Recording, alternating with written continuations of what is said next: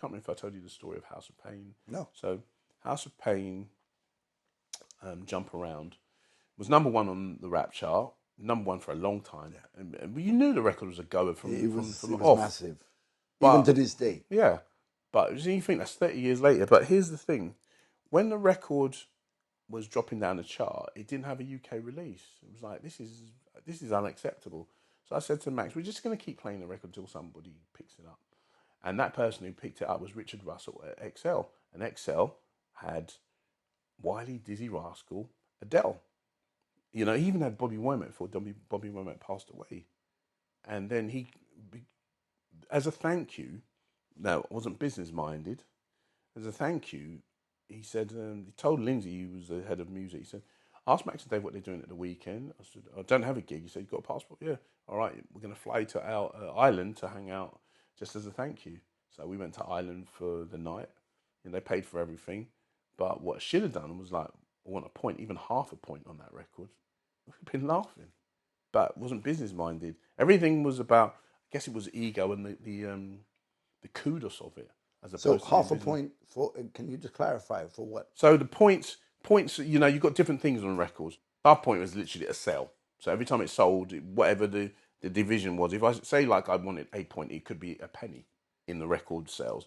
And so every time a record sold, and every time it played, I would get 1 pence, which doesn't sound a lot, but a record like that is going to get played all the time. Right. So But what I'm saying is, why should you get that point? What did you do? just as support of the record, Okay. when nobody else did. And it doesn't mean that I should have. I just thought now, later on, I think we should have, because now people do that.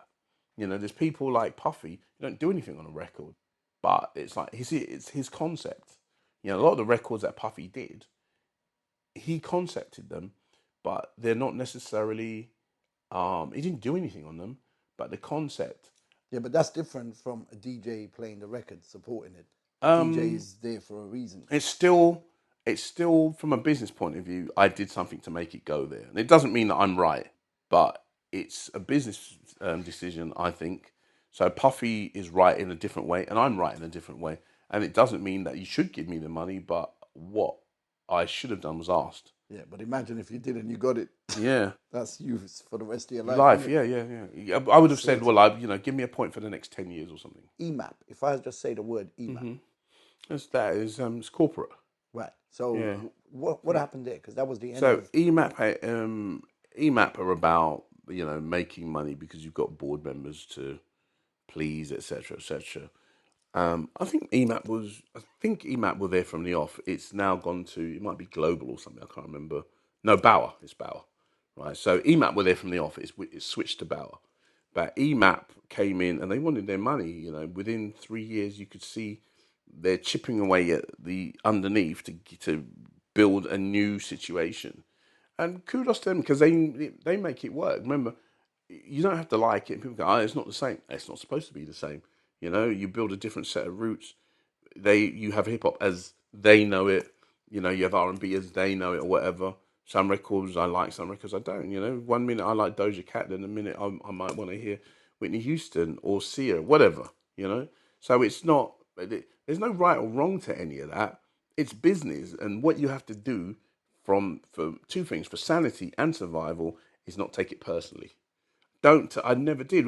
People used to, oh my God, you know, you sold out and this, that. I was like, yeah, but it pays my mortgage. And what do you do?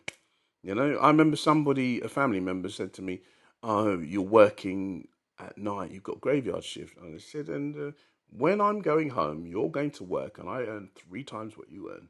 So what are you saying? And it was silence. Listen, there is not any right thing or any one thing that I can say was the thing, right? But the cultural thing for me is hip hop. Hip hop is everything right now.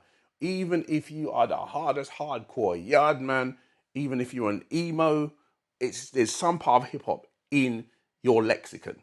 So it could be your sneakers, right? It could be your earrings. It could be your skinny jeans. And remember, nobody wore skinny jeans before that, it was like the Temptations or the Motown era. Then let's go on, it was all baggy. And then out comes Kanye. You know, Skinny Jeans came back because of Kanye. That I can remember. I could be wrong, but I believe it's Kanye. And he made everybody go to Skinny Jeans, you know? So, yeah. For me, like, if we do the progression, because I did leave it apart when you were talking about the radio. So I've gone through Invicta, then it's Solar. Solar's a Soul Station, and we did a hip hop show on there. We were somewhere just in Brixton, I think. And me and Max used to do that on a Saturday night, and we'd leave straight from there and go straight to the Lyceum, which was absolutely packed. And I think one of the first nights we did with Grandmaster Flash. You know, Flash was another one. We fell out with him because we wouldn't play his record when he was on the Electro. But dude, your records they were pants, man. What it is that certain rappers you cannot transfer the way they rhyme. It's not going to work. You know, I think that's a good place to kind of say, just to differentiate between what happens at radio station where there's a producer telling you what to play, and then you as a specialist, you got a free reign. Mm-hmm. You had a free reign. Yeah. So you played stuff you actually liked, not what you were told by someone above you. Yeah, when you're at that point, Solo wasn't a legal station anyway, right? So we could do what we wanted, but just to clarify, right? You have broadcasters and you have DJs. A broadcaster, from my point of view, when I was at Choice, you get a bit of paper and Kiss as well, for that matter. Once I started doing daytime, you get a piece of paper, and that covers the 3 hours, and it'll tell you literally minute by minute what to do. When I first started, it was a lot freer. So you got three choices. So you could try to make a record become a hit by fitting in a record that you were playing in the club. And then eventually you were down to one free choice, and then it was like no free choices. So, you know, then you've got people telling you what to do. I remember being at Choice, and the head of marketing was trying to tell us that we need to play Lethal Be Power. I was like, are you crazy? You are at home with your child. So if she see, I'm not going to say her name, but if you see this, you know who I'm talking about, because you're a lovely lady, but you didn't go into the real world. Hence why there was nearly a lot of us got almost killed at a night, which I'll come back to in a second, right? Because there's no reality. You don't have a hip hop background. You don't have a club background. What you have is a numbers background. So you want these people to come, and so she was like, "Well, we need to be playing Lethal Be Power in daytime radio." No, you don't. First of all, it's ringing off in the club anyway, so it doesn't need our help. And secondly, have you seen what happens when you play that record? Even now at Carnival, I don't play that record. I want to play that record because I know what will happen, but it would literally have to be the last record of Carnival. You play that record in the middle of Carnival, Carnival's done. You know, it's like Mike Tyson toying with somebody because you know he's going to knock them out because you need a show. Yeah?